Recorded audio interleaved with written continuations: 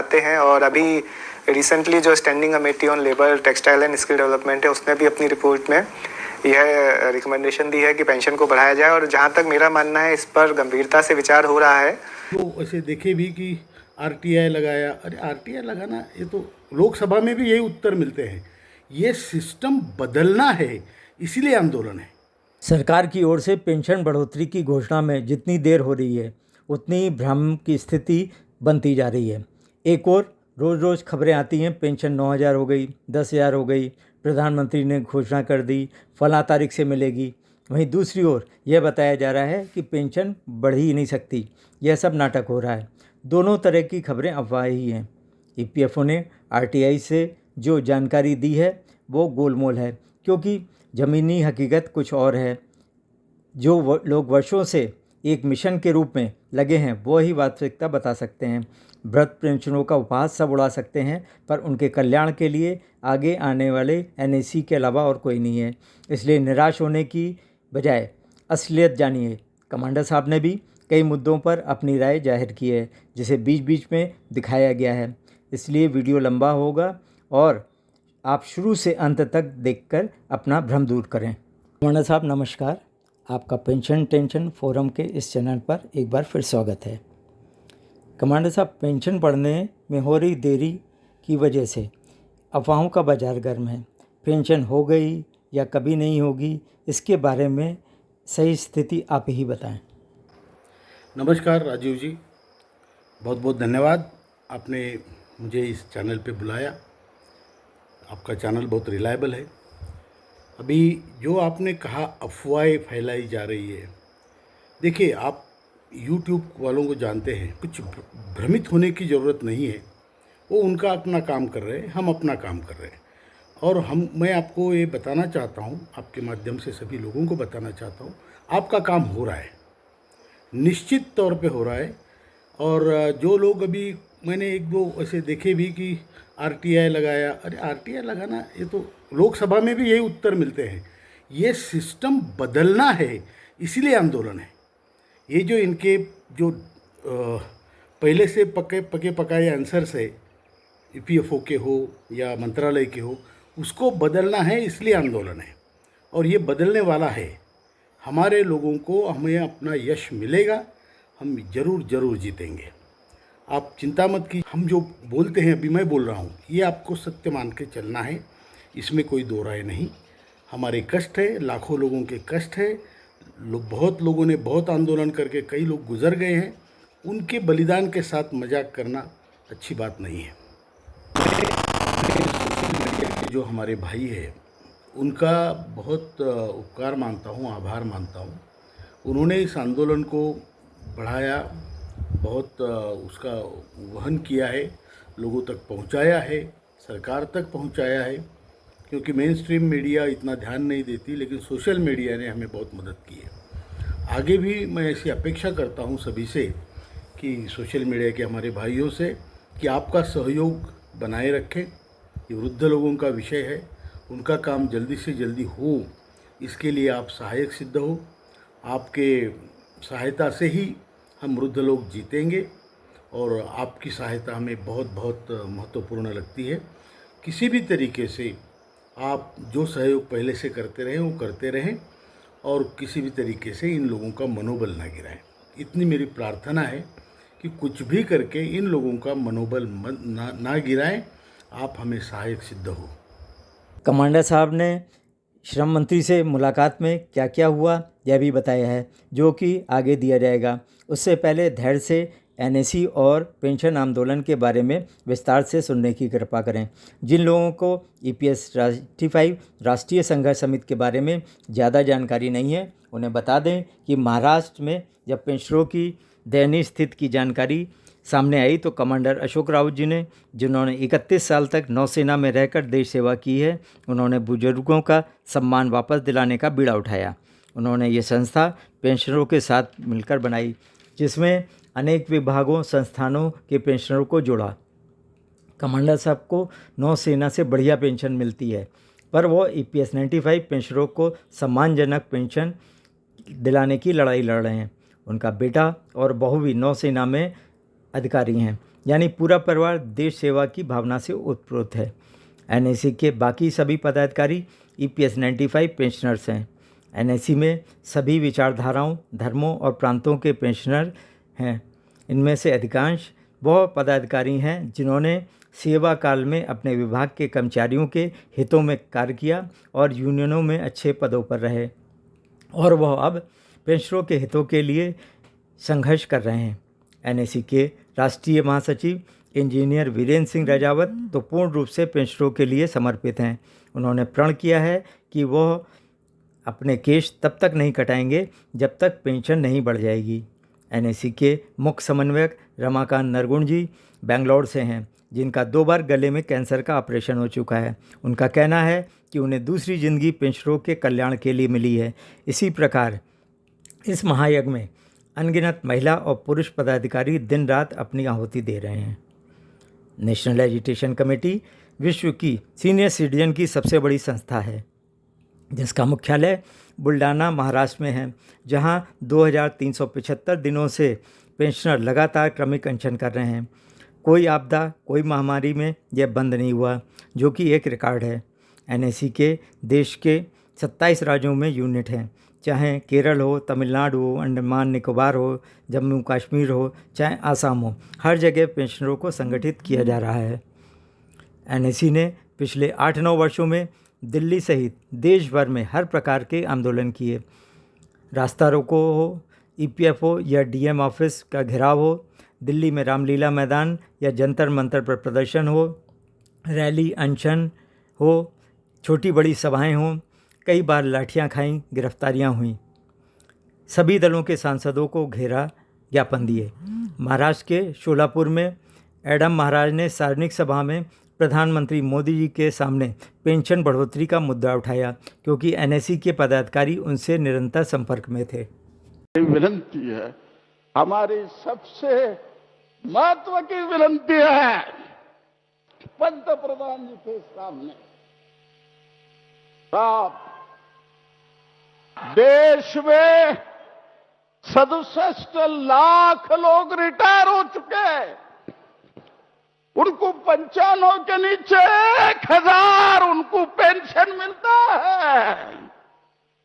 Koshyari committee का report आ चुका है, 6 साल हुआ। हमारी बहन मथुरा की खासदार हेमा मालिनी 2 बार आपके पास आ चुकी, डेपुटेशन दिया। तो हमारी विनती रहेगी कि ये संगठित कामगार, हर महीने 5000 लोग मर रहे हैं, तो हमारी विनती रहेगी पंत प्रधान जी को 10,000 रुपए पेंशन इस मौके पर आप देना, घोषणा करना। सोलापुर शहर एक क्रांतिकारक शहर है, ये मजदूर का शहर है, ऐसे शहर में आप इसका ये करना। लोकसभा, राज्यसभा में जितनी बार पेंशन का मुद्दा उठा है, शायद ही अन्य कोई मुद्दा उठा हो, क्योंकि हर शहर में एनएसए के पदाधिकारी अपने अपने सांसदों को बार बार घेर कर मसला उठाने पर जोर देते हैं। 7,500 पेंशन, DA व मुफ्त चिकित्सा की मांग कोई ज़्यादा नहीं है, क्योंकि 2013 में कोश्यारी समिति की सिफारिश के अनुसार 3,000 पेंशन व DA लागू हो जाता तो वो अब तक बढ़कर 8-9 हज़ार हो जाते। कई सांसद हर सत्र में पेंशन का मुद्दा उठाते हैं, जैसे एनसीपी की सांसद सुप्रिया सुले, छत्रपति शाहू महाराज, प्रेमचंद जी आदि। सदस्यों के माध्यम से आपके सामने रखना चाहूंगा कि EPS 95 नामक जो पेंशन यहां दी करने की घोषणा की गई, मैंने पिछली बार भी सदन में जब लास्ट टर्म में आया था तब भी इसकी सूचना केंद्र सरकार को करी थी और तब हम इसको पॉजिटिवली रिव्यू कर रहे हैं, ऐसा मुझे जवाब मिला था। लेकिन सर, आज तक उन बेचारों पेंशनर को आज तक वो आस लगाए बैठे कि यही सरकार हमें न्याय देगी और उनको यह निश्चित रूप से उनकी ये मनीषा है कि आदरणीय प्रधानमंत्री मोदी जी के नेतृत्व में उनकी पेंशन बढ़ेगी। इस मान्यता के साथ वो हमेशा आंदोलन करते रहते हैं। मैं आपसे ये गुहार लगाना चाहता हूं उन सारे लोगों के ओर से कि सर, बहुत दिनों से ये पेंडिंग इशू है। केंद्र सरकार इसमें अपना संज्ञान लाए और निश्चित रूप से इसमें अच्छा काम होने की। कई सांसदों ने श्रम मंत्री, प्रधानमंत्री को पेंशन बढ़ोतरी हेतु पत्र लिखे और व्यक्तिगत रूप से मिले भी। मथुरा की सांसद हेमा मालिनी जी तो पेंशनरों की पीड़ा जानकर हर संभव सहायता के लिए सदैव तैयार रहती हैं। उन्होंने प्रधानमंत्री से एनएसी के नेताओं को मिलाकर उनकी समस्याएं बताईं, कई बार मंत्रालयों में उच्च स्तर की बैठक करवाई। एनएसी के राष्ट्रीय नेताओं ने वित्त मंत्रालय, श्रम मंत्रालय में उच्च स्तरीय बैठकों में भाग लेकर अपना पक्ष रखा। 8 फरवरी 2022 को वित्त मंत्रालय, श्रम मंत्रालय के साथ बैठक में एनएसी ने अपना नया प्रस्ताव रखा, जिसे सभी ने सराहा। कई बैठकों में श्रम मंत्री और वित्त मंत्री भी शामिल हुए। पेंशन बढ़ोतरी के लिए पावर पॉइंट प्रेजेंटेशन दिया। सीपीएफसी के साथ सीधे मुलाकात कर पेंशनरों की समस्याएं और मांगें रखीं, जिसके कई फ़ोटोज़ आपने देखे होंगे। 20 दिसंबर को त्रिपक्षीय बैठक, जिसमें ईपीएफओ, श्रम मंत्रालय और एनएसी के पदाधिकारी शामिल थे, उसमें श्रम मंत्री मनसुख मांडविया जी भी मौजूद थे। इससे पहले भी जो श्रम मंत्री रहे, उनके साथ भी कई बार बैठकें हुई, आश्वासन मिले पर घोषणा नहीं करवा सके। महाराष्ट्र में एनएसी की महिला नेता आशा शेलके ने तो भूपेंद्र यादव से कहा था कि आप सही बताएं कि पेंशन बढ़वाएंगे कि नहीं, वरना मैं आत्मदाह करूं। मंत्री जी किसी तरीके से जान बचाकर वहां से निकले थे। तो आप बोले कि बुला ना आओगे, लेकिन आपने बोला कि पेंशन करके जीवन में आप जा रहे हो, तो हम लोगों का क्या होगा? क्योंकि आप जो करना चाहते हो तो कब करोगे? अगर नहीं भी करना चाहते हो तो बोल दो, हम आत्मदान करने के लिए भी तैयार है। साहब देखो, आपके ऊपर आसे श्रम संगठनों के लीडर्स और सीबीटी मेंबर से एनएसी के पदाधिकारी संपर्क में रहकर पेंशन मुद्दा उठाने की मांग करते हैं। कई ट्रेड यूनियन ने अपने समर्थन का लेटर भी एनएसी को दे रखा है। श्रम रोजगार मंत्रालय की संसदीय समिति की बैठक में पेंशन मुद्दे पर एनएसी का पक्ष रखने के लिए कमांडर साहब को विशेष रूप से आमंत्रित किया गया। संसदीय समिति ने न्यूनतम पेंशन बढ़ाने की सिफारिश में भी अपनी रिपोर्ट पेज नंबर 102-103 में की, जिसे सदन में भी रखा गया। संसदीय समिति के चेयरमैन बोम्मई जी ने एनएसी के लोग बराबर मिलते हैं। उन्होंने कहा भी कि अपनी सिफारिशें लागू करवाना भी मेरा काम है। संसदीय समिति के वरिष्ठ सदस्यों ने सार्वजनिक रूप से उत्तराखंड में घोषणा की थी कि रिपोर्ट फाइनल होने से पहले एनएसी को उसके बुलाएंगे, और जिसे उन्होंने पूरा भी किया। संसदीय समिति में कमांडर साहब ने ईपीएफओ के एक्चुअरी द्वारा भ्रामक फाइनेंशियल डाटा देने का मुद्दा उठाया। उसके बाद एक और एक्चुअरी की नियुक्ति हुई थी। स्टैंडिंग कमेटी में यह विषय चल रहा है। कई दौर की बात हमारी हो चुकी है। मैं ये भी प्रयास करूंगा कि एक बार स्टैंडिंग कमेटी के सामने फाइनल होने से पहले आपके संगठन के प्रतिनिधियों को बुलाया जाए। सदन में शून्यकाल के दौरान पेंशन बढ़ोतरी पर जो सवाल पूछे जाते हैं, उसका ईपीएफओ रटा रटाया पूर्व निर्धारित जवाब देता है, जिसमें कुछ काट छांट कर प्रस्तुत कर मामला रफा दफा कर देता है। जवाब में पेंशन फंड का घाटे में होना, सेल्फ फंडेड स्कीम होना, जिससे पेंशन बढ़ने का प्रस्ताव से इनकार करना, आदि आदि, यह जवाब वर्षों से दिए जा रहे हैं। वही आरटीआई में पूछने पर कई लोगों को दिए गए, जबकि पेंशन प्रकरण पर वास्तविकता क्या है वह ईपीएफओ के प्लेटफॉर्म पर उनके ही अधिकारी प्रदीप सिंह बता रहे हैं, जो कि एनएसी के साथ मीटिंगों में भी रहते हैं। एनएसी द्वारा दी गई जानकारी और सूचनाओं की सत्यता इसी से प्रमाणित है। अधिकारियों की मजबूरी है, वो लिखित रूप में यह सब नहीं दे पाएंगे। जी प्रदीप जी। हाँ, इसके अलावा बहुत सारे सवाल मैं देख रहा हूँ कि मिनिमम पेंशन बढ़ाने पर हैं। तो इसमें मैं यही कहना चाहूँगा कि हमारी स्कीम, जैसी स्कीम बनी हुई है, ये भारत सरकार की स्कीम है, इसमें ईपीएफओ एक इम्प्लीमेंटिंग एजेंसी है।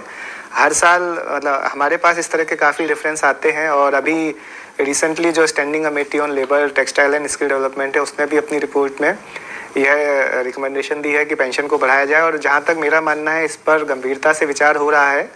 किंतु अभी जो स्कीम जैसी बनी हुई है, हम लोग जो पेंशन देंगे वो उसके हिसाब से जो फार्मूला सेट है उसी से बनती है। ऐसा ईपीएफओ का इसमें कोई डिस्क्रिशन नहीं है। जैसा सरकार स्कीम में अगर कोई अमेंडमेंट बढ़ाने के लिए करेगी, जैसा कि 2014 में हुआ था जब मिनिमम पेंशन पहली बार 1000 बनाई गई थी, अब 10 साल हो गए हैं, तो ये समय है कि इसको बढ़ाया जाए। बट ये सरकार इस पर मेरे ख्याल से विचार कर रही है, और जैसे ही सरकार इस पर कोई अमेंडमेंट देगी या कोई ऑफिशियल डायरेक्शन देगी, उसके हिसाब से ही ये स्कीम में परिवर्तन किया जाएगा और लोगों की पेंशन उसी हिसाब से निर्धारित की जाएगी। शिरडी के सांसद वाकचौरे जी, जो कई बार सदन में पेंशन मुद्दा उठा चुके हैं, श्रम मंत्री से मिलकर लेटर दे चुके हैं, उनको श्रम मंत्री ने अपने पत्र में स्पष्ट लिखा है कि EPS 95 पेंशनरों के कल्याण का कार्य हो रहा है। EPFO तो पेंशन निर्धारित करने का फार्मूला संसद से लेकर सुप्रीम कोर्ट तक में जो लिख कर देता है, क्या वह सही है? 1995 से पहले की सेवा के लिए टेबल A और B है, और अगर आप अभी 2-4 साल पहले रिटायर हुए हैं तो सितंबर 2014 के बाद के रिटायर होने वाले की औसत गणना कैसे की जाती है यह नहीं बताता। आज तक किसी ने EPFO को गलत सूचना देने पर नोटिस जारी नहीं किया है। जहां तक 1000 से 2000 पेंशन प्रस्ताव वित्त मंत्रालय द्वारा रिजेक्ट करने का प्रकरण है, वह 2020 के संतोष गंगवार जी, जो तत्कालीन श्रम मंत्री थे, उनके टाइम का है, क्योंकि पेंशन 2000 करने में किसी की रुचि नहीं थी और वित्त मंत्रालय को भेजा गया प्रस्ताव CBT से पास नहीं था और ठोस तर्कों पर आधारित नहीं था, जिसे श्रम मंत्रालय द्वारा दबाए बैठे रखा गया।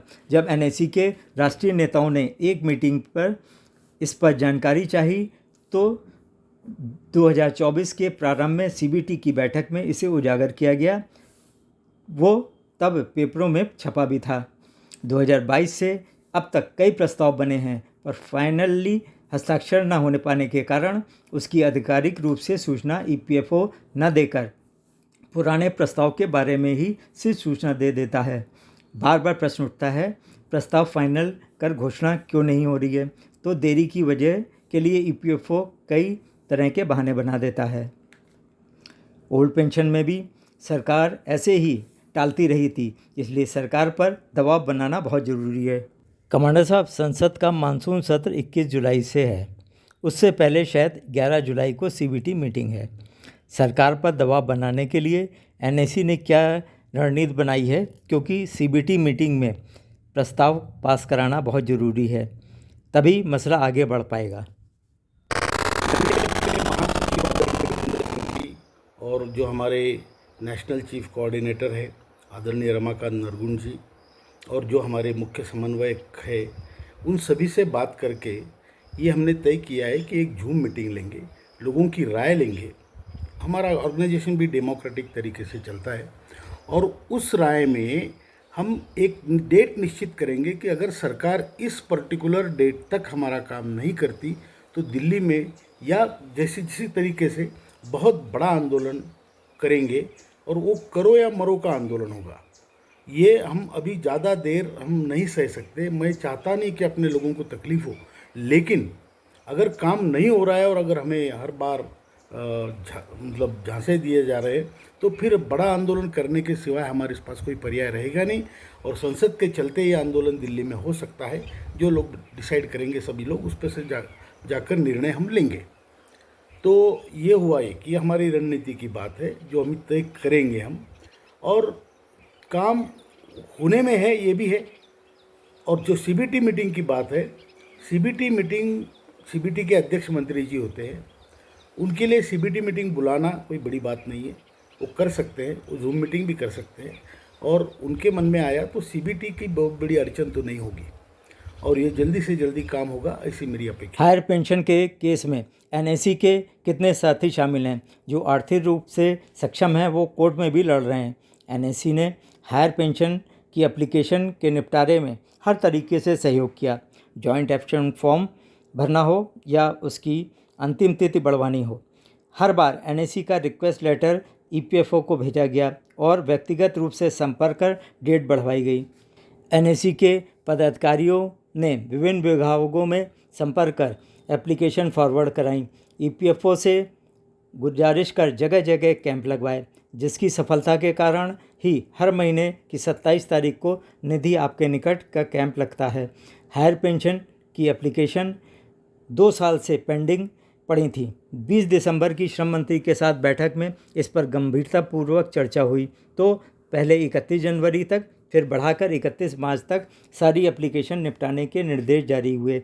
एग्जेम्प्टेड ऑर्गेनाइजेशन के लिए जो क्लॉज जोड़कर उन्हें किनारे किया गया, उसके लिए एनएससी के नेशनल लीगल एडवाइज़र काबिज डांगे जी ने पत्र लिखकर तत्काल आपत्ति जताई और उसके लिए संघर्ष भी जारी है। एनएससी केवल मिनिमम पेंशन और हायर पेंशन तक सीमित नहीं है। इसके पदाधिकारियों ने कई विभागों के पेंशनरों के ईपीएफओ में बकाया धनराशि का भुगतान कराया, जैसे 58 वर्ष के बाद भूलवश विभागों द्वारा पेंशन फंड में जमा धनराशि का पेंशनरों को वापस कराना, कई लोगों के फंड को निकलवाना, पेंशन निर्धारित करवाना आदि। पेंशनरों को संगठित कर परिवार के रूप में उनके सुख दुख में सहयोग करना, जगह जगह हेल्थ चेकअप कैंप लगवाना और जो भी कल्याणकारी कार्यक्रम हैं उन्हें करना। कुछ अन्य संगठन भी हैं पर वो छुटपुट कार्यक्रम करते रहते हैं। यदि एनएससी वृद्ध पेंशनरों की आवाज़ न उठाए तो कोई भी उनकी सुध लेने वाला नहीं है। एनएससी की सदस्यता में 120 रुपये वार्षिक शुल्क देने की कोई बाध्यता नहीं है। अनेक पेंशनर सिर्फ फॉर्म भरकर सदस्य बने हैं। एनएससी के जगह जगह कार्यक्रम वहाँ के पेंशनरों के जो सक्षम हैं आपसी सहयोग से करते हैं ताकि सभी पेंशनर संगठित रहें। एनएससी की टीम के साथ दिन रात हर तरह के प्रयास कर रहे हैं, पर अभी तक पेंशन वृद्धि की घोषणा क्यों नहीं हो पा रही है? मंत्री लोग आपसे क्या कहते हैं? हम पूरे देश में घूमकर एक जागृति बना रहे हैं, संगठन को मजबूत करने की कोशिश कर रहे हैं, क्योंकि संगठन रहेगा तभी ये काम होगा, एक अकेले का काम नहीं है। हमें जो आश्वासन मिलते हैं उसके तौर पे मैं आपको बताता हूँ। कई बार आश्वासन डिले होते हैं, झूठ भी होते हैं, लेकिन अभी इस 19 तारीख को जून महीने के 19 तारीख को हम दिल्ली में आदरणीय श्रम मंत्री जी से मिले।